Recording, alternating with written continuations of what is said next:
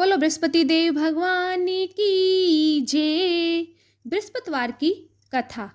एक समय की बात है, एक नगर में एक माँ रहती थी। बहुत ही गरीब थी। उसके दो बेटे थे। एक छोटे बेटे की नई नई शादी हुई थी, तो घर का सारा कार्य बड़ी बहू ही किया करती थी। काफ़ी दिन बीत गए। एक दिन बड़ी बहू ने माँ जी से कहा कि माँ जी, आज खाना पीना घर का सारा कार्य छोटी बहू करेगी। माँ जी ने कहा कि बेटी, अभी तो उसकी नई नई शादी हुई है और उसे हमारे घर के तौर तरीके रीति रिवाज कुछ भी नहीं पता। अभी तुम कुछ दिन और खाना पीना बना लो, उसके बाद वो सीख जाएगी और फिर स्वयं खाना बना लिया करेगी। जब बहू ने जिद पकड़ने लगी कि नहीं माँ जी, आज तो खाना छोटी ही बहू बनाएगी। माँ ने कहा ठीक है बेटी। माँ छोटी बहू के पास जाती है। माँ ने कहा कि बेटी, आज खाना तुम बना लेना। छोटी बहू ने कहा ठीक है माँ जी, मैं बना लूँगी। छोटी बहू खाना बनाने की तैयारी करने लगी। छील के तो सब्जी बनाई, छान के आटा लगाया। माँ ने कहा बेटी, छान छील के सब्जी रोटी तैयार मत करो, सब्जी रोटी कम रह जाएगी। जब छोटी बहू ने कहा कि माँ जी, हमारे गांव में तो सब छान छील के ही सब्जी रोटी तैयार करते हैं, मैं भी ऐसे ही बना लूँगी। माँ ने कहा ठीक है बेटी, तुम भी ऐसे ही बना लो।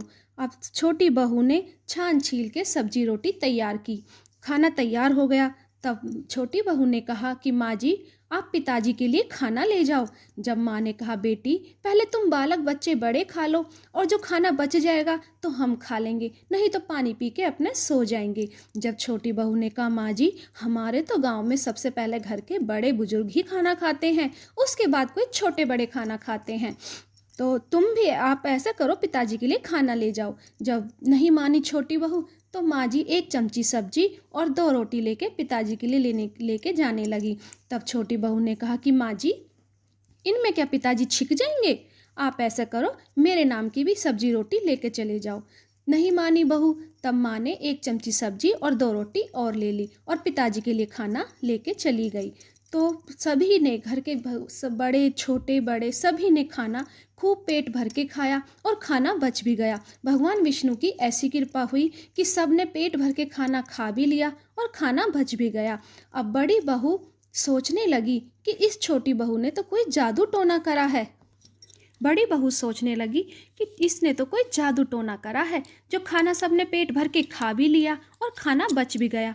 तब छोटी बहू ने कहा दीदी, मैंने कोई जादू टोना नहीं करा, ये तो भगवान विष्णु की कृपा है, जो उनकी कृपा हम सब पर बनी रही। जब इतना सुन के बड़ी बहू वहाँ से चली जाती है। छोटी बहू घर का सारा कार्य करने लग जाती है। धीरे धीरे शाम होने लगती है। तब छोटी बहू ने कहा माँ जी, आप पिताजी से कह दो कि वो गेहूं ले आएंगे, मैं छान फटक के पीसना बना के गेहूं पिसवाऊंगी और तब खाना तैयार करूंगी। जब माँ सोच में पड़ गई। जब माँ ने कहा बेटी, हमारे तो एक ही टाइम खाना खाते हैं, सुबह खा लेते शाम को नहीं खाते, शाम को खा लेते हैं तो सुबह नहीं खाते। छोटी बहू समझ गई कि हमारे शायद गरीबी है, इसी कारण ये सब माँ जी ने कहा है।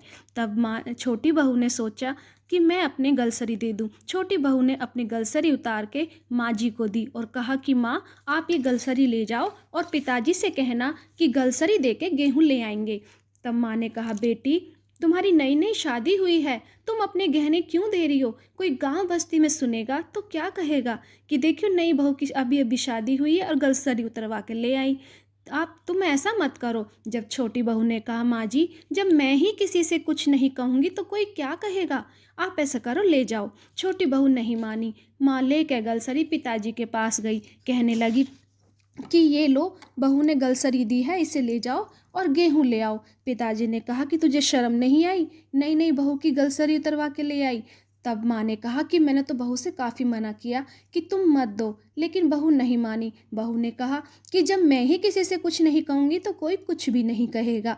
पिताजी ने कहा ठीक है। पिताजी लेके गलसरी अपने चले गए। बियाबान जंगल में से गुजर रहे थे तो वहाँ एक बहुत बड़ी दुकान थी। वह दुकान से गेहूं लेके कहने लगे कि लो सेठ जी, गलसरी ले लो और मुझे गेहूं दे दो। पिताजी ने दे के गलसरी गेहूं ले लिए। पिताजी लेके गेहूँ अपने घर चले आए। जब माँ ने कहा कि पिताजी से कहा कि तुम इन गेहूं को वहीं क्यों ना पिसवा लाए जो घर पे लेके आए हो। जब छोटी बहू ने कहा कि माँ जी, पिताजी ने बहुत अच्छा किया जो गेहूं घर पर लेकर आए हैं, मैं तो छान फटक के पीसना बना के जब गेहूं पिसवाऊंगी।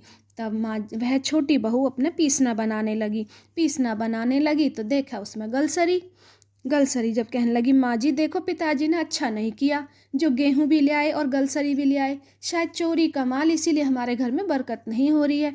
जब माँ ने कहा, बेटी तुम्हारे पिताजी ऐसे हैं तो नहीं, पर जब बुरा वक्त आवा है, जब बुरे अच्छे बन जाते हैं और अच्छे बुरे बन जाते हैं, शायद गलती से आ गई होगी, लो मैं इसे वापस करवा देती हूँ। माँ अपने लेके गलसरी पिताजी के पास गई। पिताजी ने से कहने लगी कि देखियो ये आपने क्या किया, जो गेहूं भी ले आए और गलसरी भी ले आए। पिताजी ने कहा कि मैं तो गलसरी दे के ही गेहूं लेके आया हूँ, अब ये आई इसमें कैसे मुझे नहीं पता, चलो गलती से आ भी गई है तो मैं इसे वापस कर आता हूँ। अब पिताजी लेके गलसरी बियाबान जंगल में से गुजर रहे, देखे तो वो दुकान कहीं भी ना। शहर जाए क्यों जब शहर से ली ना। अपने घूम फिर के देख के बाट अपने घर चले आए। कहने लगे, ये लो बहू गलसरी तुम्हारी, मैंने तो वो दुकान खूब देखी, ना मुझे वो दुकान मिली, ना मुझे वो सेठ मिला, किसी और को मैं दूं क्यों जब मैं कहीं से लेके ही ना आया, मैं तो लेके गलसरी आया, अब चाहे तू मुझे चोर समझ चाहे कुछ भी समझ। जब बहू ने कहा, माँ जी पिताजी से पूछना कि वो कैसा सेठ और कैसा सेठ का भेष था। जब पिताजी ने कहा कि बहू पीला ही तो सेठ का भेष, पीली ही दुकान और सब सामान पीला ही पीला। जब बहू ने हाथ जोड़ के नमस्कार करके कहा कि पिताजी वो तो साक्षात विष्णु भगवान थे जो हमारे दुखों को दूर करने आए थे। हे विष्णु भगवान, हे बृहस्पति देव भगवान, जैसे आप बड़ी बहू के आए ऐसे किसी के भी मत आना, जैसे आप छोटी बहू के आए ऐसे सब के आना, कहनहार सुननहार हुंकार भरने वाले का सबका भला करना। बोलो विष्णु भगवान की जय, बोलो बृहस्पति देव भगवान की जय।